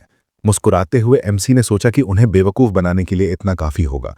उसे बस यही चाहिए था। हाथ उठाते हुए उसने जोड़ा कि डंजन अटैक की दुनिया में उसकी कैपिटल दिखाई दी और एमसी ने सोचा कि 1 लिब्रा बराबर है 15 सिल्वर कॉइन्स के। एक राइट ऑफ नोटिफिकेशन दिखाई दी। चेहरे पर हाथ रखते हुए एमसी ने सोचा कि गेम के नियमों के अनुसार सारे राइट ऑफ हुए आइटम्स उसके सामने प्रकट होते हैं। नोटिफिकेशन को देखते हुए उसने जोड़ा कि वे इसका उपयोग करेंगे और फिर एमसी हल्का सा मुस्कुराया। उसने हाथ ऊपर उठाया। एमसी जम गया और चिल्लाया कि वह 71वां डीमन किंग है, इन जमीनों का शासक। भौहें से कोड़ते हुए उसने जोड़ा कि अपनी ओर से वह उन्हें ये खजाने प्रदान करता है। एमसी लोगों के सामने खड़ा था। लैरी ने आश्चर्य से उसकी ओर देखा। लोग हैरानी में जम गए। एमसी हल्का सा मुस्कुराया। सिक्के नीचे गिरने लगे और ज्यादा सिक्के गिरने लगे। कई ढेर सिल्वर कॉइन्स के बन गए। नौजवान ने आंखें चौड़ी की और कहा कि यह तो हो ही नहीं सकता। एडवेंचरर जम गया और पूछा कि क्या यह सपना है। भौहें से कोड़ते हुए लैरी जोर से हंसा। कॉइन्स हवा से गिर रहे थे। मुस्कुराते हुए आदमी ने कहा कि यह काम कर गया, यह सब उनका था। चौड़ी मुस्कान के साथ एडवेंचरर ने सोचा कि आखिरकार ये इनके हाथ में आ गए। उसने दांत भींचे और जोर से हंसा। आदमी ने आंखें चौड़ी की। सिंपैथी लेवल की नोटिफिकेशन दिखाई दी। मुट्ठियां कसते हुए लैरी चिल्लाया कि सारे खजाने बराबर बांटे जाएंगे। अगर वे समझ गए तो जल्दी से हर आखिरी सिक्का इकट्ठा करें। साइड में देखते हुए उसने सोचा कि अब वह यकीन से कह सकता है कि यह डीमन किंग अभी उनके काम आएगा। अभी उसे मारना मूर्खता होगी। हॉल की छत दिखाई दी। सुना गया कि उन्हें उसकी बात सुननी चाहिए। एमसी स्थिर खड़ा रहा। उसे देखते हुए आदमी ने पूछा कि क्या चल रहा है। वह उन्हें कुछ और देना चाहता था। उसे थोड़ा इंतजार करने दो, वे अभी व्यस्त हैं। लोगों के ऊपर मैसेजेस दिखाई दिए। वे कॉइन्स इकट्ठा कर रहे थे। उन्हें देखते हुए एमसी ने कहा कि उन्हें परेशान करने के लिए माफ करें, लेकिन एक बातचीत है कि जिसे टाला नहीं जा सकता था। सामने खड़े होकर उसने जोड़ा कि अभी अभी 30 और एडवेंचरस डंजन में दाखिल हुए हैं। आदमी चौड़ी मुस्कान के साथ बोला। वे आश्चर्य से दूसरी ओर देखने लगे। नीचे देखते हुए एमसी ने कहा कि उसने मैजिक का उपयोग अजनबियों का पता लगाने के लिए किया था, लेकिन ऐसा परिणाम उम्मीद नहीं की थी। नौजवान की आंखें चौड़ी हो गई और वह चिल्लाया कि यह कैसे हो सकता है। लैरी ने आश्चर्य में देखा और सोचा कि जितना उसने कहा 30 बहुत ज्यादा है, वे इतनी संख्या संभाल नहीं पाएंगे। एमसी की ओर देखते हुए उसने चिल्लाया कि उसे सुनना चाहिए। क्या इस किले से निकलने का कोई और रास्ता है ना? नीचे देखते हुए एमसी ने जवाब दिया कि नहीं, सिर्फ एक ही रास्ता है। हाथ उठाते हुए नौजवान चिल्लाया कि इसका मतलब वे फंस गए हैं। आदमी ने डर से उसकी ओर देखा और चिल्लाया कि वे 30 एडवेंचरर्स का सामना नहीं कर सकते हैं, वे संख्या से दब जाएंगे। तो अब क्या करें? लैरी डर से जम गया। सामने खड़ा एमसी बोला कि उसके पास एक विचार है। भौहें सिकोड़ते हुए उसने जोड़ा कि अगर वे भाग नहीं सकते तो सामना ही करना होगा। लैरी ने चौड़ी आंखों से पूछा कि उसका मतलब क्या है। एमसी ने उसे देखते हुए पूछा कि क्या उसके पास मैप है, जिस पर उसने हाँ में सिर हिलाया। डंजन का मैप दिखाई दिया। सुना गया कि दुर्भाग्य से वह नहीं जान सकता था कि वे कौन सा रास्ता चुनेंगे। सिर झुकाते हुए एमसी ने कहा कि वह चारा बन सकता है। एडवेंचरर ने दोबारा पूछा, आंखें चौड़ी। दांत भींचते हुए एमसी ने कहा कि हाँ, उनकी संख्या देखकर यह एक मिलिट्री डिटैचमेंट है, जिसका मतलब है कि वे शायद मैजिक का भी उपयोग करेंगे। अगर ऐसा है तो वे सबसे पहले उसके मैजिकल ट्रेल का पीछा करेंगे। डंजन का डायग्राम दिखाई दिया। सुना गया कि चेंबर से 3 रास्ते निकलते हैं। सीधे आगे देखते हुए एमसी ने कहा कि वे एक लेंगे और वे दूसरा, और फिर वे बच निकलेंगे। आदमी की नजर जम गई और उसने सोचा कि वह फिर से उनके लिए खुद को बलिदान देने को तैयार है। उन्हें रुकना चाहिए। भौहें सिकोड़ते हुए उसने पूछा कि क्या वह अभी भागने की कोशिश नहीं कर रहा है? शायद वहां कोई नहीं है। एमसी ने हाथ आगे बढ़ाया और कहा कि बिल्कुल नहीं। वह सचमुच मदद का हाथ बढ़ाना चाहता था। आगे कदम बढ़ाते हुए उसने जोड़ा कि बस अब उसके पास उन्हें मनाने का समय नहीं था। तो एमसी हल्का सा मुस्कुराया। लैरी आश्चर्य में जम गया। उसकी आंखें चौड़ी हो गई। हाथ आगे बढ़ाते हुए आदमी ने कहा, मैं समझता हूं, ठीक है, वे उसकी बात मान लेंगे। दूसरी ओर देखते हुए उसने जोड़ा कि लेकिन उसे बेट वाले प्लान के बारे में नहीं बताना चाहिए, नहीं तो लोग परेशान हो जाएंगे। हाथ साइड में फैलाते हुए एडवेंचरर चिल्लाया कि सब पैनिक करना बंद करें, खजाना उठाएं और जल्दी से यहां से निकल जाएं। उसे देखते हुए एमसी ने सोचा कि अब उसकी वजह से कोई शक नहीं रहा। उसकी आंखें चमकी और उसने जोड़ा कि वह उस पर भरोसा नहीं करेगा। लोगों के सामने खड़ा एमसी बोला कि अभी अभी 30 और एडवेंचरस डंजन में दाखिल हुए हैं। नौजवान ने आश्चर्य से उसकी ओर चिखा। सीधे आगे देखते हुए एमसी ने कहा कि वह चारा बन सकता है। पत्थर के स्तंभ दिखाई दिए। लोगों के हाथों में मशालें थीं। साइड में देखते हुए आदमी ने कहा कि बॉस ने आखिरकार बहादुरी से काम किया। एमसी ने भौहें सिकोड़ ली। सिल्वर के थैले दिखाई दिए। सुना गया कि वे खजाना उठाकर जल्दी भाग रहे थे। सिर ऊपर उठाते हुए लैरी ने चिल्लाया कि वे 2 ग्रुप में बंट जाएंगे और अलग अलग रास्तों से निकलेंगे। नौजवान ने आश्चर्य से उसकी ओर देखा और पूछा कि वह क्या करने वाला है, और दूसरे ने जोड़ा कि उसे समझाना चाहिए, उसे कुछ समझ नहीं आ रहा था। हाथ में मैप पकड़े हुए एडवेंचरर ने कहा कि वे चुप रहें और सुने। यह डंजन का मैप था। डंजन के डायग्राम्स दिखाई दिए। सुना गया कि यहाँ से 3 रास्ते बाहर जाते हैं। जो लोग यहाँ घुसे थे वे बेवकूफ नहीं थे। वे सबसे सुरक्षित रास्ता चुनेंगे, वही रास्ता जिससे वे आए थे। भौहें सिकोड़ते हुए लैरी ने चिल्लाया कि 30 लोग किसी कॉम्बैट स्क्वाड जैसे लगते हैं, वे उनका मुकाबला नहीं कर सकते हैं। चौड़ी मुस्कान के साथ उसने कहा कि वे बस अपने बचने की संभावना बढ़ा सकते हैं। लोगों ने आश्चर्य से उसकी ओर देखा। आंखें बंद करते हुए एडवेंचरर ने कहा कि अगर किस्मत साथ दे तो सब बच जाएंगे, और बटकर वे अपने बचने की संभावना बढ़ाएंगे, और कोई ना कोई जरूर निकल पाएगा। हाथ में बैग लेते हुए उसने एक बात और जोड़ी, सारे खजाने अभी के लिए उसके रहेंगे। माथे पर शिकन डालते हुए आदमी ने पूछा कि उसका मतलब क्या है। हाथ आगे बढ़ाते हुए लैरी ने कहा कि सब शांत हो जाएं। उसने ये नहीं कहा कि वो उन्हें हमेशा के लिए ले रहा है। एमसी ने सीधा आगे देखा, ये सुनते हुए कि दूसरी स्क्वाड डीमन किंग को पाएगी। हाथ उठाते हुए एडवेंचरर ने कहा कि हाँ, अगर वे जिंदा बच गए तो खुद को भाग्यशाली समझे। लड़के उसे हैरानी से देखने लगे, ये सुनते हुए कि ना सिर्फ उन्हें नाम मिलेगा बल्कि वे असली हीरोज भी बन जाएंगे। पीछे बैग पकड़े हुए एडवेंचरर ने कहा कि वो उन्हें यकीन दिलाता है कि ये सब इसके काबिल है। नजरें फेरते हुए उसने चिल्लाया कि सब चुप हो जाएं। मुस्कुराते हुए नौजवान ने जोड़ा कि वे जल्दी ही खुद को संभाल लेंगे। क्या वे यहाँ कुत्तों की तरह मरना चाहते हैं? एडवेंचरस डर से उसे देखने लगे। आदमी ने भी डर के साथ उसकी ओर देखा, ये सुनते हुए कि फिर उनके परिवारों का क्या होगा? वे आखिरी कायर नहीं थे तो? उसे देखते हुए लोगों ने सुना कि तो वो पूछता है। एडवेंचरस के सामने खड़ा लहरी चिल्लाया कि बहुत बढ़िया, अब वे अपनी जान के लिए लड़े। लोग गुफा के भीतर चलने लगे। सीधा आगे देखते हुए लड़के ने सोचा कि वे बेवकूफ हैं, थोड़ा दबाव डालना ही काफी था और वे फंस गए। चौड़ी मुस्कान के साथ उसने जोड़ा कि पहले तो उसने सोचा था कि वे सच में खत्म हो गए हैं। हाथ फैलाते हुए लड़के ने पूछा कि क्या वो भागने की कोशिश तो नहीं कर रहा? शायद वहां कोई था ही नहीं। जिस पर एमसी ने जवाब दिया कि उसे समझाने की कोशिश करने का वक्त नहीं है। तो मुस्कुराते हुए प्रोटैगनिस्ट ने कहा कि वो उसके साथ कुछ लोगों को भेज सकता है ताकि वो भाग न सके। एडवेंचरर की ओर देखते हुए एमसी ने कहा कि वो सारे खजाने अपने लिए लेने का कारण सोच लेगा, किसी भी तरह वे ऊपर ही निकलेंगे। उसकी आंखें चौड़ी हुई और उसने जोड़ा कि अगर वो सच बताता तो उसके कुछ साथी उसी के साथ मरते और उसका हिस्सा बढ़ता। उसकी नजर जम गई। हीरो ने जोड़ा कि अगर वो झूठ बोलता तो उसे बस भागने नहीं दिया जाता।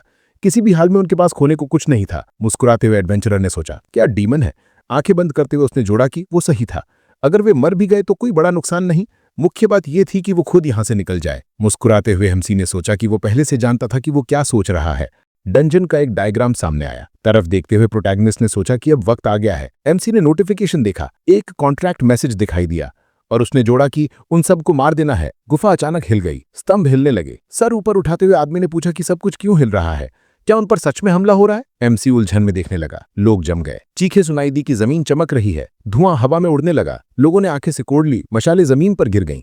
सीधा आगे देखते हुए जैक ने पूछा कि यहाँ क्या हो रहा है? अचानक हीरो ने उसका चेहरा पकड़ लिया। लड़के ने नजरें फेर लीं, ये सुनते हुए कि वो उसे मुंह बंद रखने की सलाह दे रहा था। पीछे खड़ा प्रोटैगनिस्ट बोला कि नहीं तो हालत और बिगड़ जाएंगी। एमसी ने उससे हथियार ले लिया। जैक की आंखें चौड़ी हो गईं, ये सुनते हुए कि धन्यवाद, वो उसका ऋणी है। अचानक हीरो ने तलवार झुला दी। लोगों ने चमक देखी, वे हैरान रह गए और किसी ने पूछा कि क्या हो रहा है। उनके सामने एक पेंटाग्राम दिखाई दिया। लड़के ने डर से उसे देखा और पूछा कि ये क्या है। उनके सामने एक विशाल गोलम खड़ा था, उसकी आंखें तेजी से चमक उठीं। उसे देखते हुए आदमी ने पूछा कि ये क्या बकवास हो रहा है। चट्टानें गिरने लगीं। एडवेंचरर की आंखें चौड़ी हुई और उसने चीखा कि भागो। पत्थर जमीन पर गिरने लगे। आदमी ने अपने चेहरे को धुएं से ढक लिया। एडवेंचरर एक चट्टान के नीचे दब गया। गोलम ने अपना हाथ ऊपर उठाया।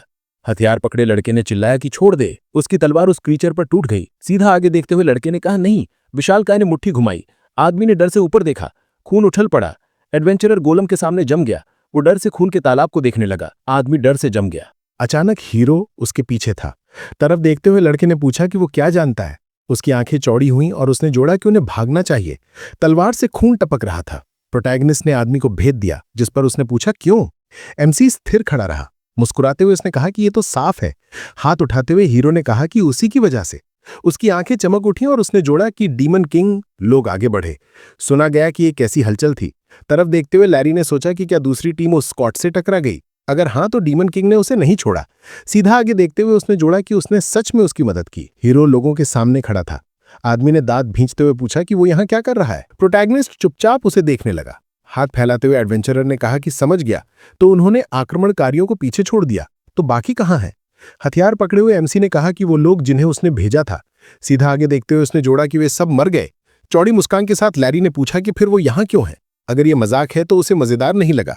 तलवार से खून पहुंचते हुए हीरो ने जवाब दिया कि उसने पहले ही सब समझ लिया था, या फिर वो बस सच्चाई स्वीकारना नहीं चाहता था। प्रोटैगनिस्ट की आंखें चमक उठी और उसने जोड़ा कि उसका अंदाजा सही था। उसने उन सबको मार डाला। उसके सामने खड़ा लड़का चिल्लाया कि वो दोहराए। टूटी हुई स्तंभ दिखाई दिए। सुना गया कि वे सब पूरे मूर्ख थे। लोग हीरो के सामने जम गए, ये सुनते हुए कि उन्हें अपनी आंखों में क्या देखना चाहिए था। पूरा भरोसा उस पर। लैरी ने गुस्से में देखा और कहा कि उसने उनका इस्तेमाल किया। कई नोटिफिकेशंस आए। विचार आया कि हाँ यही है, उसे गुस्सा करने दो। मुस्कुराते हुए प्रोटैगनिस्ट ने कहा कि वो बहुत भाग्यशाली है कि वे बंदरों से भी ज्यादा बेवकूफ निकले। वो उनके लिए बहुत आभारी था। वो चौड़ी आंखों से चिल्लाया कि उन्होंने सच में यकीन कर लिया कि डीमन किंग इंसानों की तरफ होगा, और फिर सोचा कि उन्हें गुस्से में रहने दो। एडवेंचरर ने गुस्से में दांत भींच लिए। वो भौहें चढ़ाकर चिल्लाया। इंसान आगे दौड़ पड़े जब उसने सुना कि आदेश दिया गया उसे मार दो। एमसी स्थिर खड़ा रहा। उसकी आंखें चमक उठीं। गोलेम की आंखें अचानक जल उठीं। उसने मुक्का मारा। इंसान पत्थरों से ढक गए। एडवेंचरर्स ने गोलम को देखा। मॉन्स्टर ने सिर मोड़ लिया। उसने अपनी मुट्ठी कस ली। लड़का चौड़ी आंखों से चिल्लाया। लैरी गोलम के सामने स्थिर खड़ा था। उसकी नजर वहीं जमी रही। आदमी ने हथौड़ा घुमाया। उसने गोलम पर प्रहार किया। आदमी ने उसे तोड़ दिया। तरफ देखते हुए उसने चिल्लाया कि वो सफल हो गया। लैरी ने आंखें खोली हैरानी से। हीरो ने उसकी पीठ में वार किया। सीधा आगे देखते हुए उसने कहा कि फिर से धन्यवाद, उसने बहुत मदद की। भौं चढ़ाते हुए लड़का जोर से चिल्लाया। प्रोटैगनिस्ट मॉन्स्टर के पास खड़ा था। आदमी ने फिर से पूछा, आंखें चौड़ी करते हुए। तरफ देखते हुए एमसी ने कहा कि गोलम को मारना आसान था, बस कोर को नष्ट करना काफी था। गोलम पर हाथ रखते हुए उसने जोड़ा कि कम से कम एक अनुभवी एडवेंचरर जो गोलम्स के बारे में जानता हो आसानी से इसका सामना कर सकता था। मुस्कुराते हुए हीरो ने कहा कि दूसरे शब्दों में अगर वे इतनी सस्ती उकसावे में ना आते और दिमाग से सोचते तो उसे हरा सकते थे। अचानक उसकी आंखें चमक उठी और उसने जोड़ा कि तो अब स्थिति बदल गई है, वो क्या करेगा? दांत भींचते हुए एडवेंचरर ने सोचा धिक्कार है, वो इतना बदल क्यों गया? प्रोटैगनिस्ट चुपचाप उसे देखने लगा। विचार आया कि अब उसके सामने असली एमसी है। भौं चढ़ाते हुए लड़के ने सोचा धिक्कार है, अभी हार मानना बहुत जल्दी है। वो इस जगह नहीं मरेगा, वो जरूर बचेगा। एडवेंचरर स्थिर खड़ा रहा और सोचा कि हाँ, वो इससे भी बदतर मुसीबतों से निकल चुका है और इस बार भी निकलेगा। मुस्कुराते हुए उसने जोड़ा कि किसी भी कीमत पर, और फिर मुड़ा। तलवार जमीन पर फेंकते हुए लैरी ने कहा कि मानना अपमानजनक है, लेकिन वो हार मानता है। घुटनों पर गिरकर उसने जोड़ा कि वो आत्मसमर्पण करता है, उसे मार डाले। हथियार पकड़े हुए एमसी ने जवाब दिया कि ऐसा ही है, ठीक है। वो लड़के की ओर बढ़ा। सर झुकाते हुए नौजवान हंसा। मुस्कुराते हुए उसने सोचा कि वो मूर्ख है, फंस गया। ऊपर देखते हुए लैरी ने सोचा कि कौन होता है वो उसे मारने की कोशिश करने वाला। पीछे ब्लेड पकड़े हुए उसने जोड़ा कि वो आज मरेगा। प्रोटैगनिस्ट के सामने एक नोटिफिकेशन दिखाई दिया। उसने नजरें फेर ली। वो हेडीज की कॉन्ट्रैक्ट के बारे में था। एमसी आगे बढ़ा। विचार आया कि ऐसे थोड़ा और करीब। जैसे ही वो बहुत करीब आया, नीचे देखते हुए लड़के ने सोचा कि वो डैगर निकालेगा और उसे मारेगा। हीरो ने एक कदम आगे बढ़ाया। विचार आया कि बढ़िया, 3 और कदम, 2 भौएं चढ़ाते हुए लैरी ने सोचा कि वो लाश है। प्रोटैगनिस्ट अचानक रुक गया। एडवेंचरर ने उसे हैरानी से देखा और सोचा कि क्या, वो अचानक रुक क्यों गया। सामने खड़ा एमसी मुड़ा। उसके ऊपर एक नोटिफिकेशन दिखाई दिया। सुना गया कि सब कुछ उसके चेहरे पर लिखा था। तलवार आगे खींचते हुए हीरो हंसा। आंखें चौड़ी करते उसने कहा कि अच्छा, तो इस बार वो सच में खत्म हो चुका था। आदमी डर गया और सोचा कि ये अंत है। अचानक उसकी आंखें गुस्से से भर गईं और उसने जोड़ा कि ये झूठ है, ऐसा नहीं होगा। लैरी ने हथियार उठाया और चिल्लाया कि वो नहीं हारेगा। उसने आंखें चौड़ी की और चिल्लाया। लड़का हीरो की ओर दौड़ा। वो गुस्से में भौं चढ़ाने लगा। अचानक एडवेंचरर जमीन पर गिर पड़ा। नौजवान ने हैरानी से नजरें भेल ली। उसकी टांगों पर स्लाइम दिखाई दिया। दांत भींचते हुए लैरी ने पूछा कि क्या बकवास, ये कहां से आया। प्रोटैगनिस्ट उसके पीछे खड़ा था। तरफ देखते हुए आदमी चिल्लाया। गोलेम ने अचानक उसका हाथ पकड़ लिया। एडवेंचरर दर्द से कराहा। नोटिफिकेशन देखते हुए एमसी ने कहा कि सब कुछ बिल्कुल योजना के मुताबिक हुआ था। कॉन्ट्रैक्ट को देखते हुए उसने जोड़ा कि अच्छा हुआ इसने स्लाइम के लिए पैसे छोड़े थे। वो यकीन नहीं कर पा रहा था कि सब कुछ इतना सहज हुआ। हथियार पकड़े हुए हीरो ने पूछा कि कैसा लगता है जब कोई जिसे तुमने कमजोर समझा तुम्हें मिट्टी में मिला दे। उसकी आंखें चमक उठी और उसने जोड़ा कि उसे जानना है कि ऐसी मौत कैसी लगती है। ऊपर देखते हुए लैरी चिल्लाया और सोचा कि उसने कहां गलती की। यादें उभर आईं। विचार आया कि उसी वक्त जब उसने उसे मारने में देर करने का फैसला किया। नहीं, लैरी ने लड़की की ओर देखा। विचार आया कि या जब उसने उस औरत से किला नक्शा लिया। लड़का चौड़ी मुस्कान के साथ हंसा। कहा गया कि नहीं, सबसे बड़ी गलती एमसी को ललकारना था। अब उसे एहसास हुआ कि उसे कभी उसके खिलाफ नहीं जाना चाहिए था, क्योंकि वो डीमंस का किंग था। हीरो के चारों ओर तेज रोशनी फैल गई। धुएं में खड़े आदमी ने कहा कि उसे तैयार रहना चाहिए। विचार आया कि कहां है वो, फिर वही, क्या चाहता है, उसे अगली दुनिया में जाने दे। मुस्कुराते हुए पिता ने जोड़ा कि चाहे वो आगे जो भी फैसला ले, उसकी जिंदगी फिर भी उससे 100 गुना बदतर होगी। हाथ हिलाते हुए हीरो ने सोचा कि उसे चुप रहना चाहिए। अब वो परेशान कर रहा है, उसे जाने दे और कभी वापस ना आए। प्रोटैगनिस्ट अचानक जाग गया। उसे देखते हुए लड़की ने कहा कि वो जाग गया। एमसी ने खुद को उठाया और पूछा कि वो कौन है, जिस पर डीमन ने जवाब दिया कि नहीं, वो अभी पूरी तरह नहीं जागा है। हाथ उठाते हुए लाला ने कहा कि चलो सीधे मुद्दे पर आते हैं। हीरो ने भौं चढ़ाई। ये सुनते हुए कि 2 महीने पहले उसने उसे 100 लिब्रा उधार दिया था। इसके अलावा ऋण के ब्याज पर अभी 96 लिब्रा थे। स्क्रोल देखते हुए लड़की ने कहा कि कुल मिलाकर 196 हुए। उससे कहा कि आज ही कट चुका दे। दांत भींचते हुए प्रोटैगनिस्ट ने सोचा कि वो क्या बकवास कर रही है। यादें उभर आईं। कहा गया कि ये सब 3 हफ्ते पहले शुरू हुआ था, जब उसे डंजन की दुनिया में खींच लिया गया था। एक सबसे कमजोर डीमन किंग्स में से एक के शरीर में, जो आखिरी से दूसरे स्थान पर था। एडवेंचरर्स मुस्कुरा रहे थे। विचार आया कि जब उसने अपनी आंखें खोली तो उसने अपने सामने एक स्क्वाड देखा जो उसकी मौत की प्यास रखता था। एमसी की आंखों में चमक आई। विचार आया कि तब भी उसने उन्हें खत्म करने का मौका पाने के लिए अपनी जान दांव पर लगा दी थी। प्रोटैगनिस्ट जमीन पर गिर गया। गोलम उसके बगल में बैठा था। सीधे आगे देखते हुए एमसी ने सोचा कि सब खत्म हो गया। उसने धीरे धीरे अपनी आंखें घुमानी शुरू की। तलवार आदमी में धसी हुई थी। कई नोटिफिकेशंस दिखाई दिए। उन्हें देखते हुए हीरो ने सोचा ये क्या है। ये ट्रेनिंग थी। एक स्किल चुननी थी, जाहिर है, और चूंकि ट्रेनिंग खत्म हो चुकी थी तो उसकी स्किल्स भी। लाश को देखते हुए प्रोटैगनिस्ट ने सोचा कि अब वो उपलब्ध नहीं थी, लेकिन वो एक फर्स्ट लेवल स्किल चुन सकता था। दांत भींचते हुए उसने जोड़ा कि इसका मतलब सब तो अभी शुरू ही हुआ था।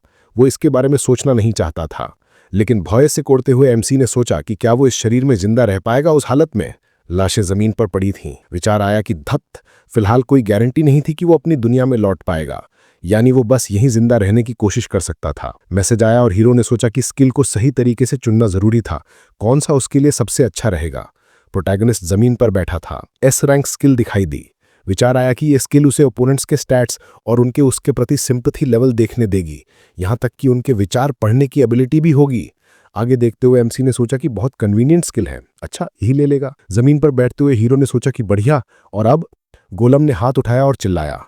एक आंख बंद करते हुए प्रोटैगनिस्ट ने सोचा कि वो थक चुका है। तलवार लड़के में धंसी हुई थी। ऐसा लगा जैसे उसने कई दिनों से नींद नहीं ली थी। लाश खून के तालाब में पड़ी थी। अंग भंग दीवार की दरारों से बाहर निकले हुए थे। ऐसा लगा जैसे लगातार कई दिनों तक। गोलम को देखते हुए एमसी ने कहा कि उसे अभी थोड़ी देर ऐसे ही पड़े रहने दे, अभी के लिए। आंखें बंद करते हुए उसने जोड़ा कि उसे नींद आ रही है। हीरो बिस्तर पर बैठा था।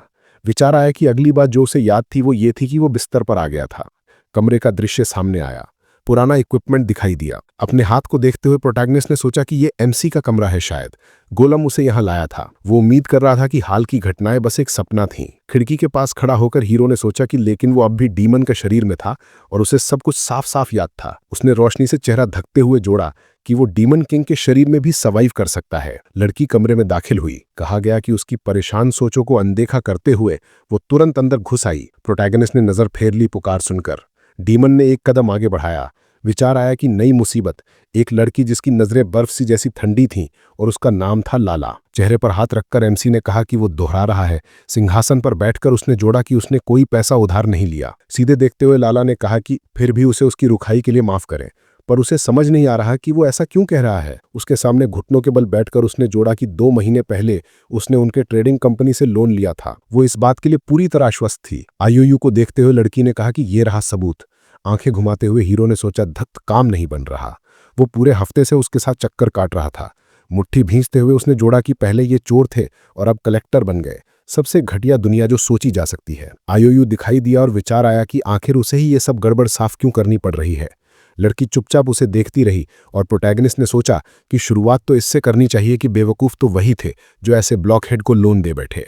अचानक एमसी की आंखें चौड़ी हो गईं। उसे देखते हुए लाला ने सुना कि वो एक सवाल पूछ सकता है, जिस पर उसने हामी भरी। मुंह खोलकर हीरो ने उससे पूछा कि अगर वो अपने कर्जे नहीं चुका पाया तो क्या होगा। सिर झुकाते हुए लड़की ने जवाब दिया कि पहले उसे बैंकक्रप्ट घोषित कर दिया जाएगा। पैर आगे बढ़ाते हुए प्रोटैगनिस्ट ने पूछा कि जब वो बैंकक्रप्ट हो जाएगा तब क्या होगा। नीचे देखते हुए लाला ने कहा कि तब उनकी ट्रेडिंग कंपनी को डीमन किंग के कैसल पर सभी अधिकार मिल जाएंगे।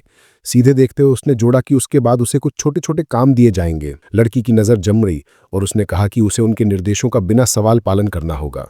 उसे देखते हुए एमसी ने जवाब दिया कि ठीक है, फिर आखिरी सवाल। लड़की हैरान रह गई जब उसने सुना कि वो आज की तारीख पूछ रहा है। हीरो के चारों ओर एक चमक उभरी। होंठ भींचते हुए लाला ने पूछा कि उसका मतलब क्या है, जिस पर उसने जवाब दिया कि उसे सही तारीख चाहिए।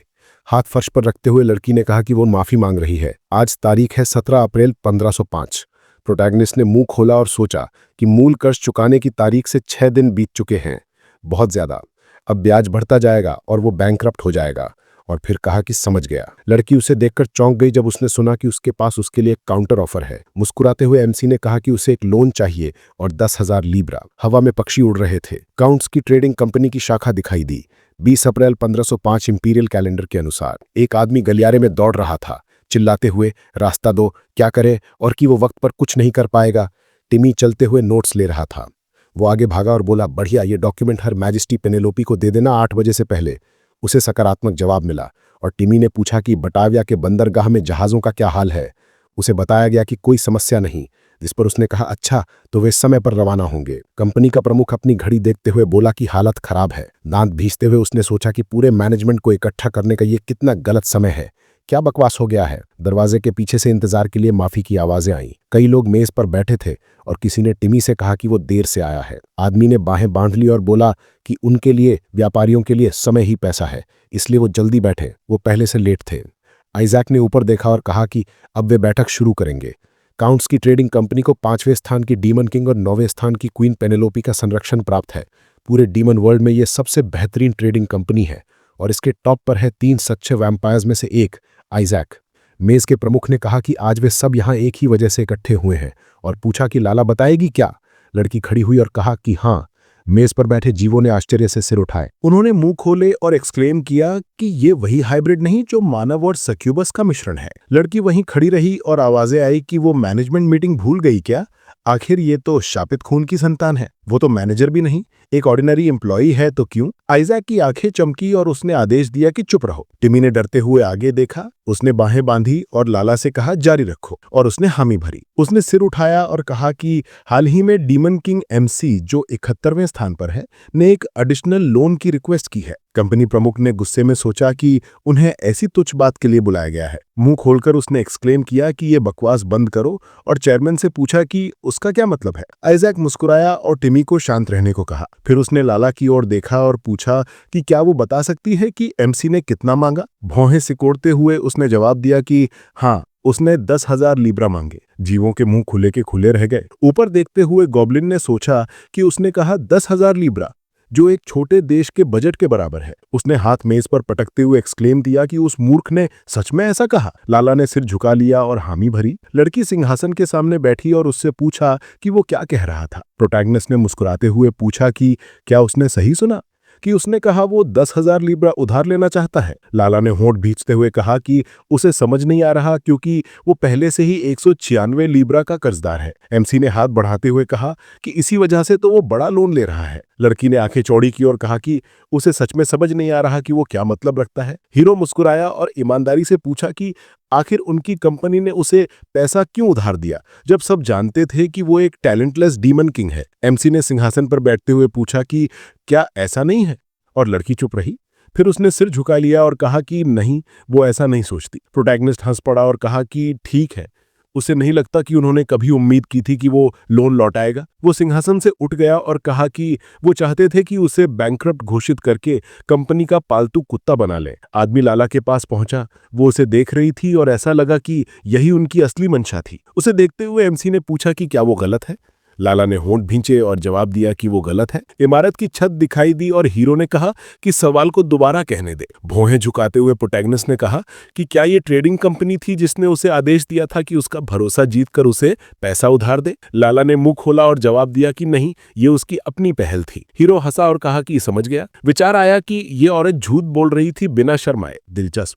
और बोला कि अब उन्हें मुख्य विषय पर लौटना चाहिए। लड़की के सामने खड़े होकर एमसी ने कहा कि वो पूछ रही थी कि उसे 10,000 लिब्रा क्यों चाहिए, और अब वो जवाब देगा। उसने भौहें से कोड़ते हुए कहा कि इसका मतलब है कि वो अपनी पूरी जिंदगी उनका छोटा कुत्ता बनने के लिए तैयार है। चेहरे पर एक मुस्कान आई और उसने कहा कि बदले में वो सिर्फ 10,000 लिब्रा मांग रहा है, जो कि बहुत सस्ता सौदा है। उसे देखते हुए उसने जारी रखा कि इसके अलावा ये उसके लिए भी बहुत अच्छा सौदा है। लाला ने सिर झुका लिया, जबकि हीरो ने कहा कि वो उस औरत के रूप में मशहूर हो सकती है जिसने अकेले दम पर डीमन किंग को ट्रेडिंग कंपनी का मिनियन बना लिया। उसके लिए सफलता की गारंटी है। एमसी ने उसकी ठुड्डी पकड़कर पूछा कि वो क्या कहेगी। उसकी आंखों में देखते हुए उसने पूछा कि क्या वो सहमत है या नहीं, और वो क्या करेगी। लड़की ने उसका हाथ पकड़ लिया। उसने झटके से उसका हाथ अपने चेहरे से हटा दिया, फिर बोली कि ठीक है। तिम्मी गुस्से में चिल्लाया कि 10,000 लिब्रा? वो तो 100 लिब्रा भी वापस नहीं कर सकता, किसी भी हालत में नहीं। ये साफ तौर पर कोई जाल था। आइजक में चेहरा बनाया और बोला कि बात वाजिब है, और लाला से कहा कि अब ये उसका फैसला है। लड़की स्थिर खड़ी रही और जवाब दिया। उसके विचारों में नायक हंसा और बोला कि अगर ऐसा सवाल उठे तो वो ऐसे जवाब दे सकती है। लाला सीधी खड़ी हुई और बोली कि एमसी पागल हो गया है। अब वो इस दुनिया की प्लेग से पीड़ित है। बिना किसी खास इलाज के वो मर जाएगा। लड़की ने मुंह खोला और बोली कि इसके अलावा वो ये सब अपने बिलवेड के लिए कर रहा है। तिम्मी ने नापसंदगी से फिर पूछा कि उसके बिलवेड के बारे में, जिस पर लड़की ने कहा हाँ, और उसने हिम्मत करके कहा कि वो उसी की बात कर रहा था। सीधी खड़ी लाला ने कहा कि आखिरकार वो डीमन किंग एमसी की बिलवेड है। टेबल पर बैठे जीव हैरानी से चिल्लाए। क्या उसे समझ में आया कि उसने क्या कहा? वे आश्चर्य से चिल्लाए, कितनी धोखेबाज औरत है, यहां तक कि डीमन किंग खुद भी। अचानक लाला की आंखें चौड़ी हो गईं और उसने कहा कि वो एमसी के करीब खुद की इच्छा से आई थी, इसी पल के लिए। मॉन्स्टर्स गुस्से में चिल्लाए कि इस घटिया हाफ ब्रीड ने डीमन किंग पर हाथ डालने की ठानी है, और किसी को कहो कि इस औरत को यहां से बाहर फेंक दो। आइजक के पास खड़ी लड़की ने कहा कि ये सब इसलिए था ताकि वो उनके महान कंपनी का डॉग बन सके। हंसी से झूमता शैंडलियर हिल गया। आदमी सिंहासन से खड़ा हुआ और चिल्लाया कि वो लोग क्या कहेंगे, ये मानव और सक्यूबस का मिश्रण। टिम्मी डर के मारे देखता रहा जब आइजक ने कहा कि वो तो हाल ही में उनकी कंपनी में शामिल हुआ है, लेकिन वो अपनी पवित्रता की बलि भी देने को तैयार थी ताकि खुद को नीच भाग्य से बचा सके। लाला ने भौएं तराई और आदमी ने कहा कि अब वो डीमन किंग की प्रेमिका है। आइजक की आंखें चमक उठीं। वो हंसा और बोला कि ये शानदार है, बिल्कुल अद्भुत। फिर उसने दांत निकाले और गरजा कि वो और कुंस्कारक अपने अधीनस्थों की उपलब्धियों की कद्र करते हैं। शुरुआत में उसे समझ में नहीं आया था कि उसने इस तालेंटहीन एमसी को लोन क्यों दिया। लाला ने उसकी ओर देखा जब उसने कहा कि वे विशेष फंडिंग आवंटित करेंगे, और लाला को डीमन किंग के किले में वापस जाकर ये देने को कहा। उसने हाथ आगे बढ़ाया और चिल्लाया कि वे 10,000 लिब्रा देंगे, जैसा उसने चाहा था। ट्रेडिंग सिटी कायरस दिखाई दी और किसी ने पूछा कि मिसेस लाला यहाँ क्या करने आई हैं। लड़की ने एक पौधा दिखाया और कहा कि वो चाहती हैं कि वे इस प्रकार की सारी घास इकट्ठी करें जो महाद्वीप पर मिल सके। आदमी ने उलझन में पूछा कि क्या वो निश्चित है और कि उन्हें हजारों लोगों को काम पर रखना पड़ेगा। उनकी मजदूरी ही 8,000 लिब्रा की पड़ेगी। और ये कैसी घास है? ये तो सामान्य खरपतवार जैसी दिखती है। आंखें सिकोड़ते हुए लाला ने कहा कि उसे इसकी परवाह नहीं करनी चाहिए। ये डीमन किंग एमसी का आदेश है, और कहा कि तुरंत काम शुरू करे। लड़की मुड़ी और चली गई। आदमी मुस्कुराए जब उन्होंने उसे देखा। लाला भीड़भाड़ वाली सड़क से गुजरी। लोगों के चेहरे पर तिरस्कार भरी मुस्कान थी और कहा गया कि वो सबसे टैलेंटहीन डीमन किंग के लिए काम कर रही है। क्या वो सच में अपना सारा पैसा खरपतवार पर खर्च करने वाला है? वे हंसे और बोले कि लगता है एमसी पूरी तरह से पागल हो गया है। और ये सच था। उन्होंने कहा कि वो उसकी मिस्ट्रेस भी बन गई है। ऐसे ही तो उसे मडब्लड कहा जाता था। बस अब एमसी पूरी तरह खत्म है। एमसी का किला दिखाई दिया। लड़की नायक के पास आई और उसे बुलाया। वो नापसंदगी से उसे देखने लगा। लाला ने कहा कि आदेश पूरा हो गया है। वो नायक के सामने खड़ी हुई और बोली कि उन्होंने सब कुछ वैसा ही किया जैसा उसने कहा था। पूरे महाद्वीप पर एक भी घास की पत्ती नहीं बची। घास को पहले से तैयार भंडारों में रख दिया गया है। नायक ने किताब उठाई और कहा कि ठीक है, उसने अच्छा काम किया है। लड़की के हाथ पीछे थे और उसने पूछा कि वो क्या बताएगा कि उसने क्या योजना बनाई है। नायक ने लड़की के विचारों में मुस्कुराया और बोला कि वो 10,000 लिब्रा का लोन लेना चाहता है। लाला ने उसकी ओर देखा और कहा कि उसने कहा था कि उसे इतनी बड़ी रकम की जरूरत आने वाली एपिडेमिक के कारण है और आखिर में वो बेकार की घास खरीदता है। एमसी मुस्कुराया और पूछा कि उसे क्या लगता है। लड़की की आंखें चमकी और उसने ईमानदारी से कहा कि उसे उसके किसी भी काम में कोई लॉजिक नहीं दिखता। नायक ने आंखें घुमाई और कहा कि उसे भी नहीं दिखता। तो ठीक है। उसे देखते हुए उसने सुझाव दिया कि पहले उसकी सफलता का जश्न मनाए और टोस्ट उठाए। लाला ने नीचे देखा और कहा कि इसकी जरूरत नहीं। नायक ने आंखें सिकोड़कर पूछा, क्या हुआ? क्या उसे लगा उसने उसमें कुछ मिलाया है? लड़की ने मुंह खोला और कहा नहीं, और अपनी बेअदबी के लिए माफी मांगी। एमसी ने उसे गिलास थमाया, हंसते हुए कहा कि वो मजाक कर रहा था और कि वो ऐसे मुंह ना बनाए और फिर से कोशिश करे। उसने अच्छा काम किया है। लड़की ने गिलास उठाया, जबकि नायक ने कहा कि वे अपने भविष्य के लिए पिएंगे। लाला ने एक घूंट लिया, उसने पूरा पी लिया। फिर उसने मुंह पोंछा और पूछा कि ये क्या था। नायक ने सिर पकड़ा और हिलाया। एमसी हंसा और बोला कि ये उसके परिश्रम का फल है, वो जड़ी बूटियों का काढ़ा जो उसने इकट्ठी की थी और जिसे उसने स्वादिष्ट कहा था। लड़की ने आंखें सिकोड़कर पूछा कि क्या वो मजाक कर रहा है। आग का चूल्हा दिखाई दिया और नायक ने कहा कि वो मजाक नहीं कर रहा। ट्रेडिंग कंपनी को अब तक पता चल गया होगा। उसने हाथ आगे बढ़ाया और कहा कि उसने 10,000 लिब्रा क्यों लिए थे। वे समझते थे कि वो पागल हो गया है और किसी काल्पनिक बीमारी की दवा बना रहा है। एमसी मुस्कुराया और कहा कि अगर सोचो तो इसमें थोड़ा सा सच तो है। लाना चुपचाप उसे देखती रही। नायक सिंहासन पर बैठा और बोला कि अब मुख्य बात पर आते हैं। क्या उसे पता है आज कौन सा दिन है? लड़की ने भौं चढ़ाई और कहा कि हाँ, 20 जून 1505 इंपीरियल कैलेंडर के अनुसार, और आज कोई खास तारीख है। एमसी ने चेहरा छुआ और बोला कि समझ गया, तो वक्त आ गया है। उसके हाथ में कलम थी और नायक ने उसका नाम लिया, फिर लिखना शुरू किया, कहते हुए कि कल से शायद वो किले में नहीं आए। एमसी ने उसे एक पत्रिका दी और कहा कि इसके बजाय वो वहां जाकर देखे कि वहां क्या हालात है। लाला ने ध्यान से पत्रिका देखी और पूछा, क्यों, इसका मतलब क्या है? नायक हंसा और बोला कि खुद जाकर पता कर लेना। वो उसे देखती रही जबकि एमसी ने कहा कि उसे पता है कि उसने हाल में बहुत मेहनत की है, आराम करना भी जरूरी है। यात्रियों के लिए हॉट स्प्रिंग्स दिखाई दिए। लड़की ने शर्ट उतारी। उसने हाथ उठाए और सोचा कि वो इस गाय को समझ नहीं पाएगी। वो आखिर क्या सोच रहा है। लाला स्नानागार में दाखिल हुई।